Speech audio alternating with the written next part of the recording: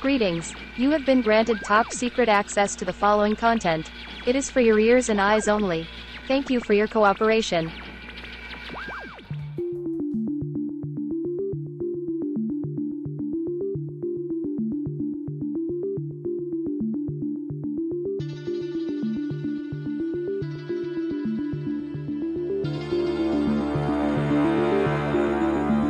Japan has a long and fascinating history when it comes to UFOs, much of which is intricately documented in sacred and ancient texts.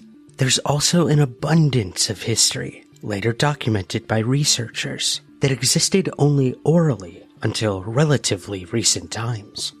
And of those stories is the legend of Utsuro Bune. However, this is only one of the enigmatic and intriguing encounters that still fascinates researchers today in the modern world. This is the Utsuro Bune legend and UFOs of Japan.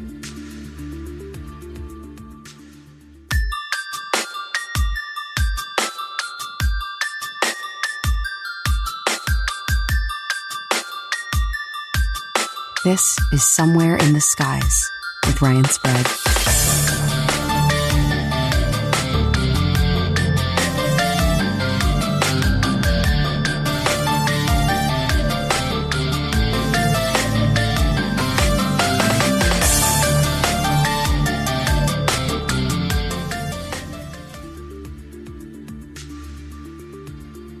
According to the most detailed account in the book, Ton Shunsetsu, the incident took place on February 22nd, 1803.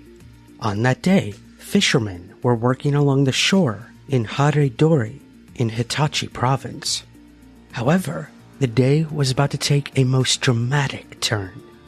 They would suddenly notice a bizarre and extraordinary object floating on the water, and it was heading in their direction, although it didn't seem to be under any apparent control. Intrigued, the fishermen would reach the boat-like vessel and tow it with them back to the shore. Using modern measurements, the fishermen would estimate the object was around 10 feet high and almost twice as wide. It was seemingly split into a top half and a bottom half, with the top made of a red wood-like material, while the bottom was much more metallic and solid. Furthermore, the overall shape was almost identical to an incense burner known as kahako, similar to the shape of what in the West was known as a flying saucer. When the fishermen peered inside the windows that appeared to be made of some kind of clear crystal, they would claim that the interior appeared similar to a wooden rice bowl. It's from these details noticed by the fishermen where the account acquires its name. Utsuro translates to hollow, while Bune translates to boat. So in essence, a hollow boat. The windows themselves were covered with strange bars of an unknown material and were covered over with a fluid-like substance. The fishermen did manage, though, to see more details inside the bizarre floating object. As they looked around the inside of the object, they noticed what appeared to be strange writing on the walls, and it was certainly not anything they could understand. They also noticed a bottle full of water and what appeared to be something similar to a cake. There also appeared to be a supply of meat in this apparent stash of food. Furthermore, the men saw 2 large pieces of material which were clearly bedsheets. And then they saw a figure, and it appeared to be that of a young woman. The woman was estimated to be around 20 years old. She was, according to the fishermen, very beautiful. Her hair and even her eyebrows were red. However, where her natural hair finished, there appeared to be some kind of extensions, possibly made of white fur. They also noted how her skin had a particular pink tone to it, lighter than their own. She wore clothes of a material unknown to the fishermen, which were long and smooth. But perhaps most bizarre of all was a strange light-colored box that she would maintain in her grasp throughout the encounter. She would not allow the fishermen to touch the strange box, appearing fearful when they innocently reached toward it. When the woman spoke to them, it was in a language that they had never heard before. From here, it appears that the fishermen, unsure of what to do and perhaps a little unnerved, seemingly pushed the boat back out to sea and then let the tide take it away. However, other versions of this story claim that the fishermen simply left the boat where it was at the shore, allowing the woman to remain there until she grew old. What is perhaps an interesting detail is the hairstyle of the woman, and more specifically, the hair extensions. Of all the cultures and their warriors, royals, and citizens, these types of extensions and styling was not found in any other records of history. This would lead the fishermen to believe that the woman they had seen and the vessel she appeared in was not from the world as they knew it at the time. Another interesting observation is that the object was discovered on water. While it didn't appear that the craft was workable, many UFO sightings are seen over or near water. Might this incident be a case of an apparently otherworldly craft becoming crippled and trapped in the water? There is also another intriguing detail to note, not least the color of skin and the smooth clothing of unknown material to the fishermen. Given the fabrics available through trade routes stretching to the rest of Asia and all throughout Europe at the time. Of most interest, though, could be the strange box that the woman grasped onto throughout the exchange with the fishermen. What exactly was the box? And perhaps more importantly, what was in it that she didn't want them to see or touch? It should be noted that there are other recorded incidents very similar to the legend of Utsuro Bune. There are also several explanations offered as to what the truth behind the strange incidents might be. For example, a legend dating back to the 600s tells of another fisherman called Wakekoro. He would make a similar discovery of a young girl in a vessel almost identical to what was described in the legend of the early 19th century. This time, however, the girl could understand the fisherman and could speak his language. The woman would claim that she was the daughter of the Emperor of China. However, due to her stepmother, she had been forced to go into hiding. According to the legend, the fisherman would take care of the young girl and raise her as his own daughter. The story itself is part of the origin myths of the Kono clan. The young girl, named Princess Wake, is still a source of worship for many on Gogo Island, where she was first discovered by the fishermen. Similar explanations, both at the time and since, have been offered to explain the strange young woman of the Utsuro Bune legend. According to an elder from the village near the shore where the red-headed woman was discovered floating, it was likely that she was a princess of a foreign realm.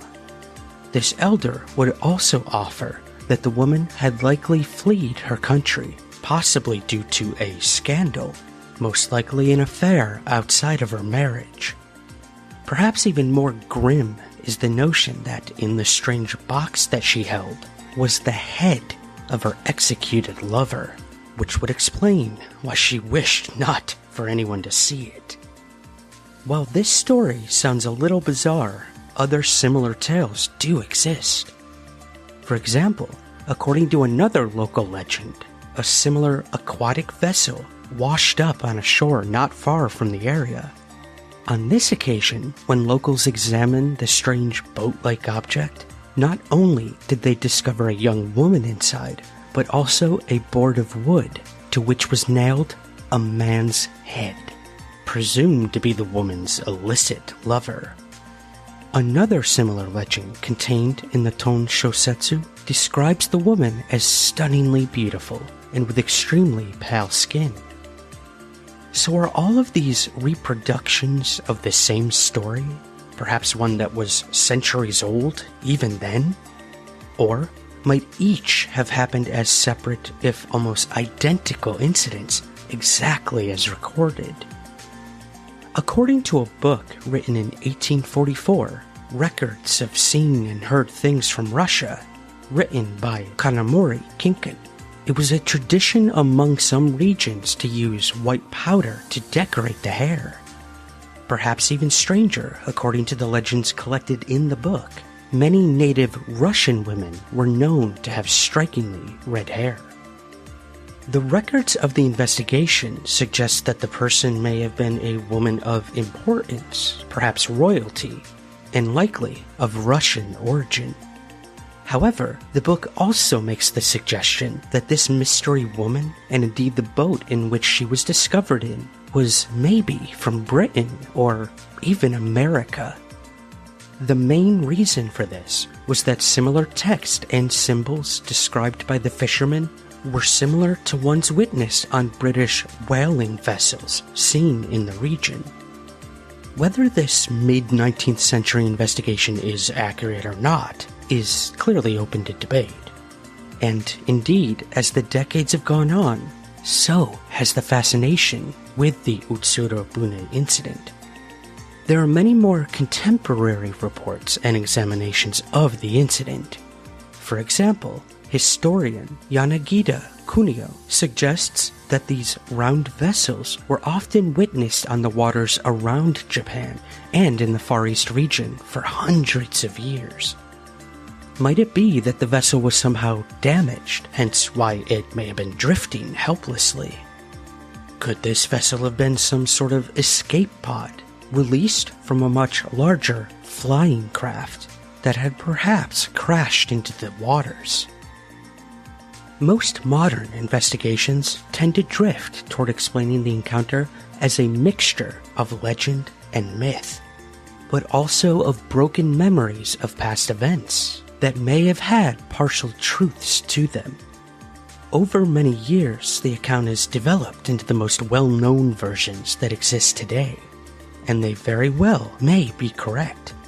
However, similar incidents in the same region, while differing in details drastically, perhaps demonstrates that what we call UFOs were very much a part of Japanese culture hundreds of years before the Utsuro Bune incident even took place.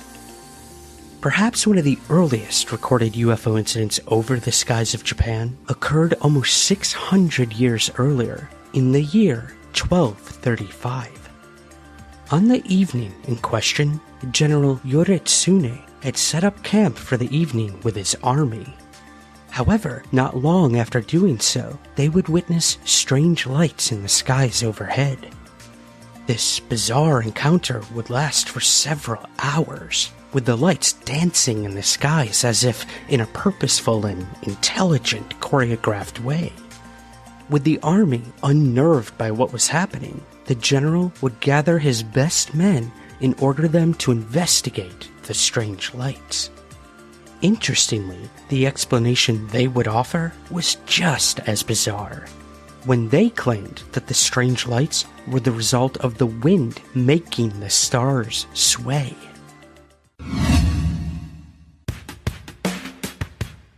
I'm Ryan Sprague. And I'm Andrew Sanford. And we love pro wrestling. It's the best! Headlocks, elbow drops, scathing promos, and chair shots. We just can't get enough of it.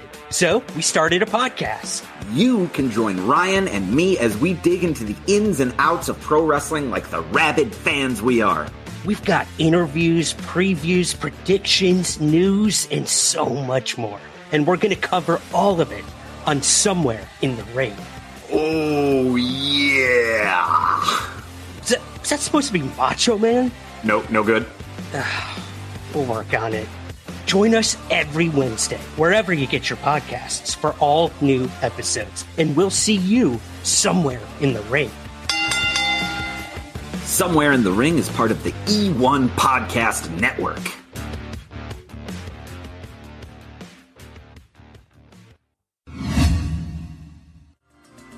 Just over half a century earlier, in the year 1180, in the Ki province of the country, a group of fishermen would witness a bizarre glowing object moving across the skies.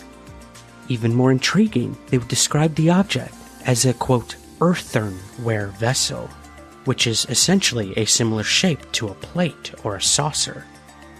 The awestruck fishermen would watch the craft for several moments before it shot off into the distance with great speed and disappeared.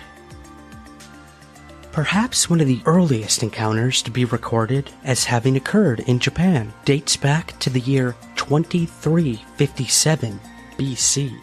Although we should note that many researchers have tried to find the official surviving documents of the encounter, and having failed to do so, has led many to question the authenticity. The incident, however, is recorded in several UFO books, most notably a book called Space Visitors to Ancient Japan by Mikhail Rosenspitz. The account claims to come from an ancient manuscript named Situkai, and tells of a divine man who came out of the sky and descended to Earth. This divine entity would travel in a, quote, monster that was emitting light, which leads many in UFO circles to question if this monster was actually a nuts and bolts flying vehicle, essentially a UFO. Further, according to the legend, the people of the region would worship the man as a deity, referring to him as, quote, the master. If this account is true, is it possible that this is a case of a, quote, alien visitor essentially coming to Earth and possibly passing on knowledge and wisdom to those in the region? Basically, could this be an actual ancient astronaut encounter? Indeed, the same author and researcher would tell of another ancient alien encounter in the same book almost 3,000 years after the Divine Man incident.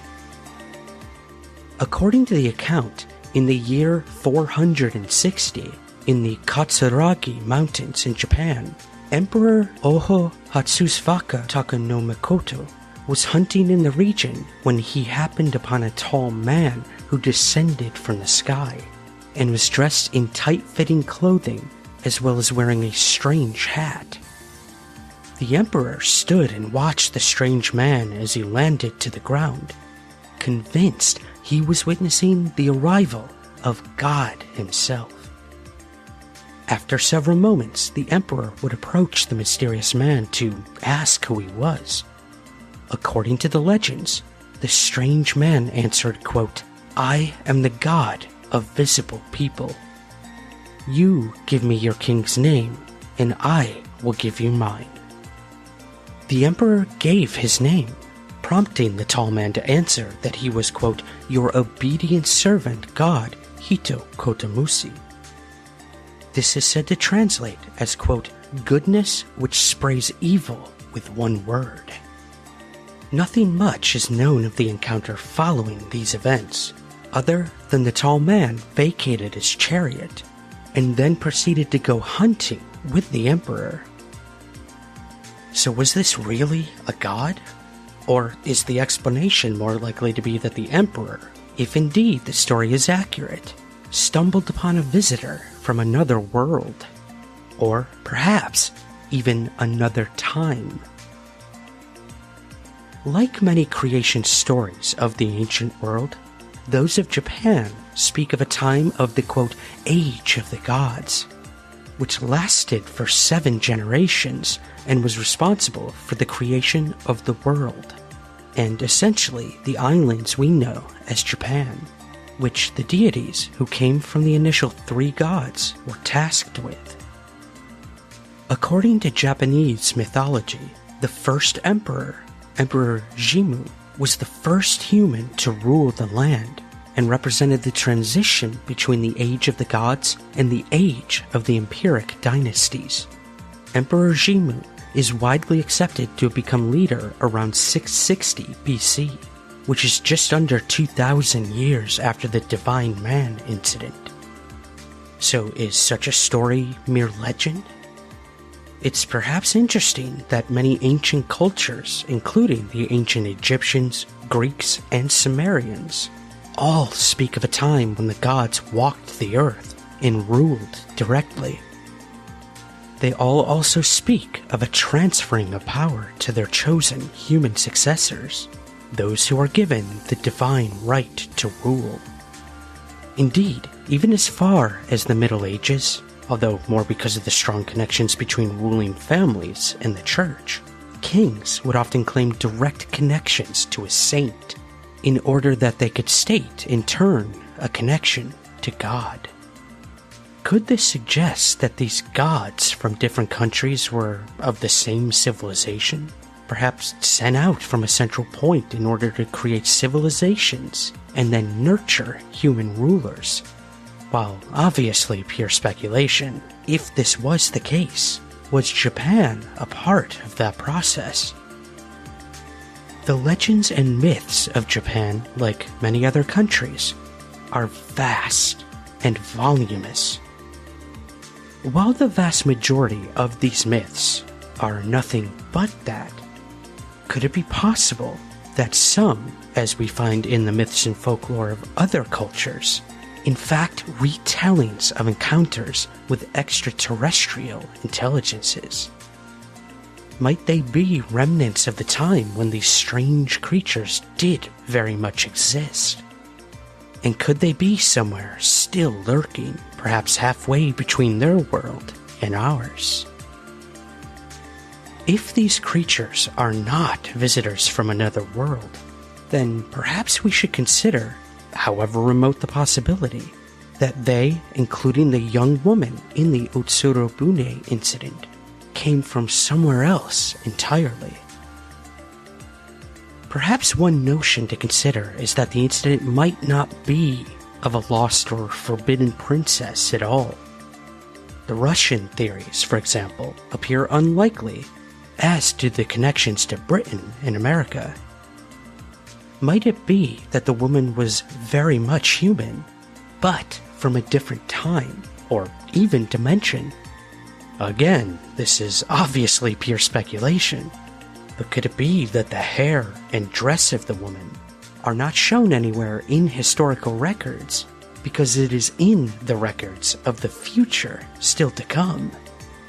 Might this be what happened in the case of Utsuro Bune, that the vehicle and the occupant inside were from a point somewhere in the future, or from a dimension that exists alongside ours, but for the most part completely separate from it? So in conclusion, we are left with more questions. Is this a case of an alien encounter in the early 19th century? And if so, what did become of the presumed extraterrestrial woman? Of course, it could be that this entire encounter is nothing more than a legend. An account that might have a part truth to it, but happened many hundreds of years previously, and then retold across generations. What that partial truth might be is perhaps what keeps researchers and investigators coming back to the Utsuro Bune incident, and likely will for decades and centuries to come, as we continue to search for answers somewhere in the skies.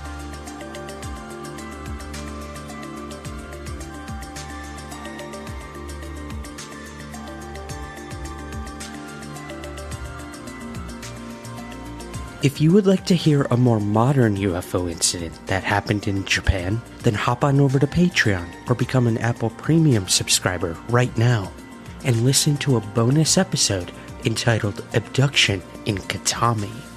Trust me, it's a case you've most likely never heard of and won't soon forget. Visit patreon.com/somewhereskies or hit the subscribe button on your Apple feed. This episode was written and researched by Marcus Loth. To learn more, visit ufoinsight.com. You can follow us on Twitter @somewhereskies. If you have just a few moments, please consider rating, reviewing, and subscribing to Somewhere in the Skies wherever you get your podcasts. It truly helps us gain visibility and find new listeners. Thank you so much for listening. And remember, keep your feet on the ground, but never stop searching somewhere in the skies.